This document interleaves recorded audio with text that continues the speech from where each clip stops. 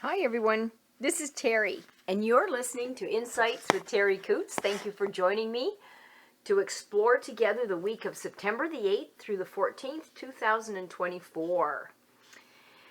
Well, we are still in that Virgo energy in our sun sign and in the planet of the mind, which is Mercury, how we think, how we communicate. On the 10th of this week, we will be moving that from Leo to Virgo as well. Phenomenal time, as I said last week, to get things done, but even more so. So if you wanted to take a pencil and a paper and walk around your house or your office or anything and start writing down little projects that you'd like, or how could I organize this, this is the perfect time.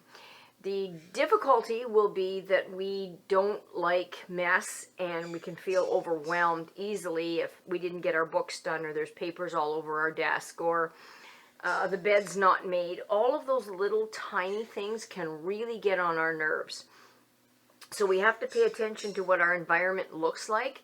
If it looks chaotic, if it looks a mess, it's going to bother you. If you don't mind it as a rule, it may bother you a little, not too much, but if it bothers you normally, it'll be even like a 10. So be cognizant of your mates and your partners and your family. Not everybody feels the same, as we know. And so maybe one partner doesn't like the dishes in the sink overnight, or another, our partner might not like clothes all over the backs of the chairs, or just not having things tidy. This would be a time that will bother us more than normal.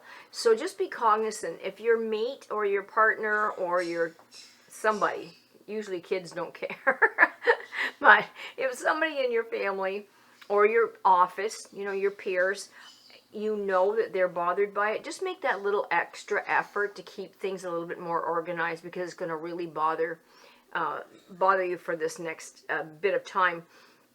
Let me give you an example, and it wasn't her fault. I had a woman that was supposed to be here for an appointment 10 minutes from the time she called me.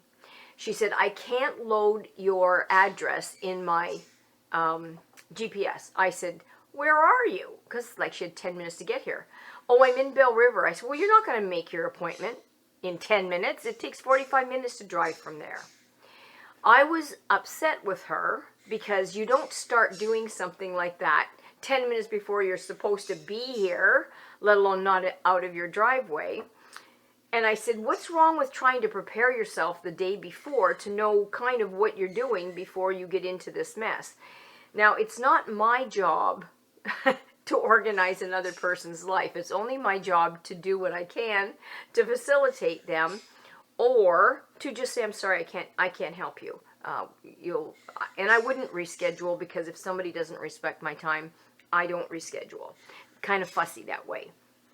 But that's the Virgo overreacting, right? Why wouldn't you have prepared for this? What is the matter with you? Why wouldn't you have looked at Google Maps the night before? That's what Virgo would do, right? So I'm in the Virgo energy.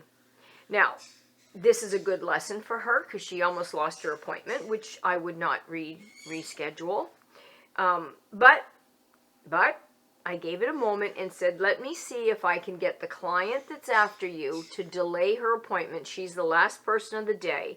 Maybe she'll delay her appointment, and maybe you can drive a little faster, and I'll text you the direction. So in the end, we all lived happily ever after.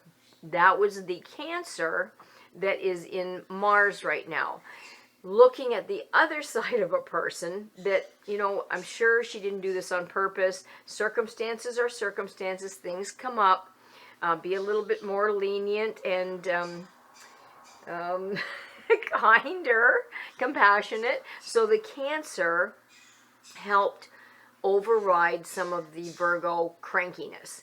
But it's going to be there. So she learned something, I learned something. I learned that there are other ways to handle it, and she learned to be more prepared. So we all had, and then it was better for the other woman. The timing was better. So we all lived, and it's good.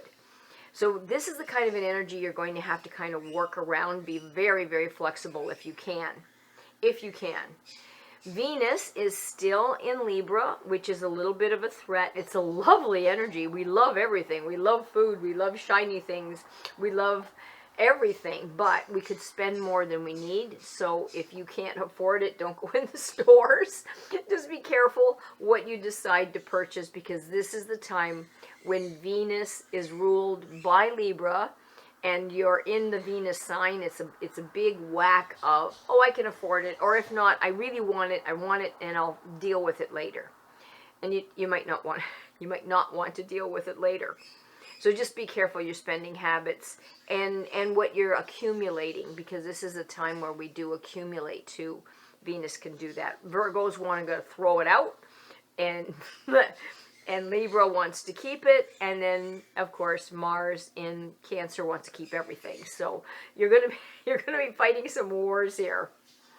The beginning of the week is just finishing off that darker time that I told you about that we were going to experience towards the end of last week, and it's still migrating into this. So when I say darker, I don't mean evil, but I mean heavy. What's the use? All I do is try and I don't get ahead, heavy.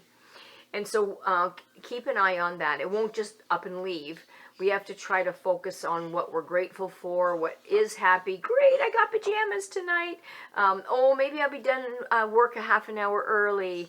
Or look at the beautiful evening, I go for a walk. Just focus on what makes you happy so that it is more in the frontal lobe than the other. You're going to have to be careful with that. And then the middle of the week, it's very optimistic time. And we need this. So it's very, very optimistic.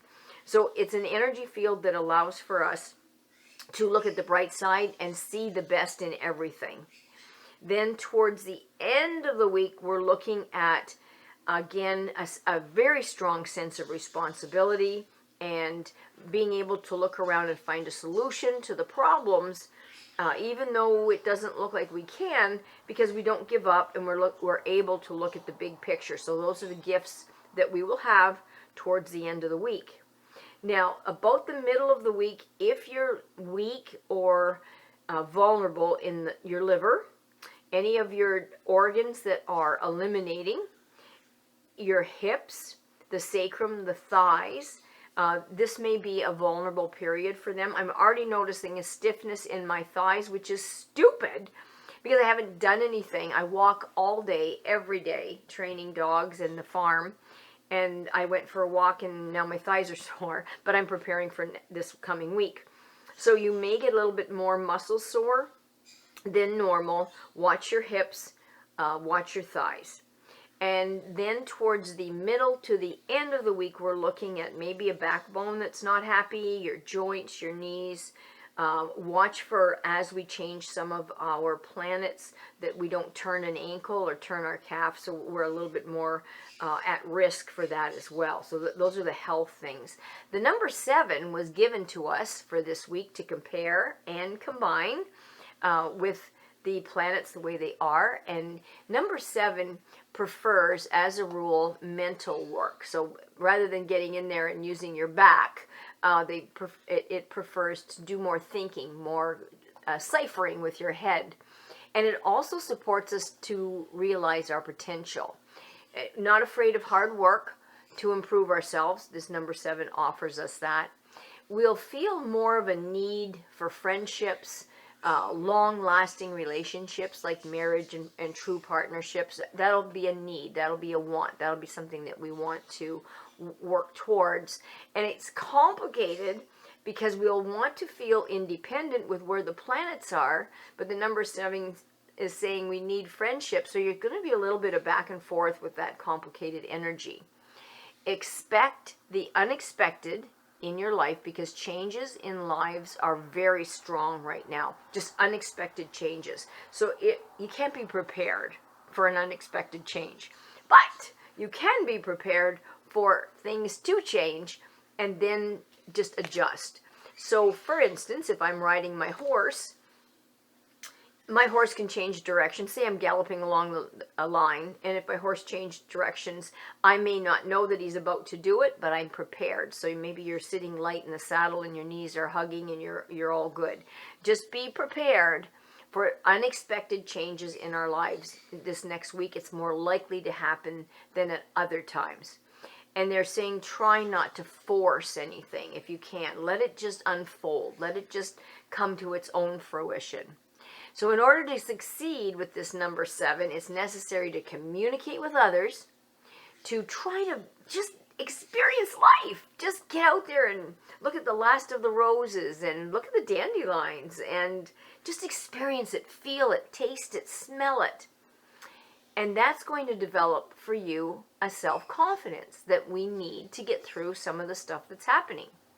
And as I said, in all of that, friendships and relationships are going to play a major role, So we have a lot of good things coming at us. The weakness of number 7 combined with where the planets are is watch out for excessive pessimism coming out of that dark side at the beginning of the week. And maybe that becomes a curtness where we're just curt with people and being too proud to be accessible to other people. And that lends itself to a little bit of loneliness. And watch for a lack of realism. I'm seeing that in some of the politicians. There's no realistic speeches anymore. They're just ridiculous. So watch for that. If it's not real, it's not real. And don't fool yourself and don't let them fool you either. Looking at the cards, some of the energy fields that has been presented to us is don't be afraid to take some quiet time and just be with yourself, to contemplate, to mull, to just be still, to not have noise in the background, to not have to answer in anything communicative to everybody, just for a little bit. Communication is going to be important this week, but we need a little bit of downtime for our ears, our poor little ears. And many of us are a little stuck right now and won't be able to move forward just yet. So be okay in the stuckness. Just be okay with standing still, looking around, taking a breath, sip on your tea. It's all going to work out. That's the attitude that we have to get through and own to get through this next little bit. So that's it, kids, in a nutshell. I would like to take this opportunity to again thank Charlie O'Brien so much for the work that he does putting up our podcast on Spotify, Apple iTunes, Music, Amazon Music Podcast, SoundCloud, and YouTube. And then he gives me the link and I put it up on Facebook.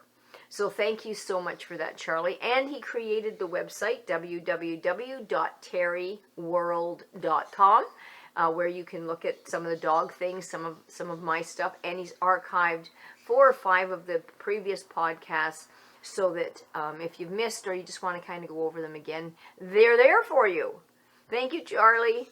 And if anybody wants a private reading for themselves or a dog training session, don't hesitate to text or call 519-726-6699, or you can email me at terri.coutts@gmail.com. Thanks again, everybody, for your kind attention and giving me your time. All the best to you this week. There's some real good opportunities here, and we will talk to you next week. Have a great week, everybody. Bye for now.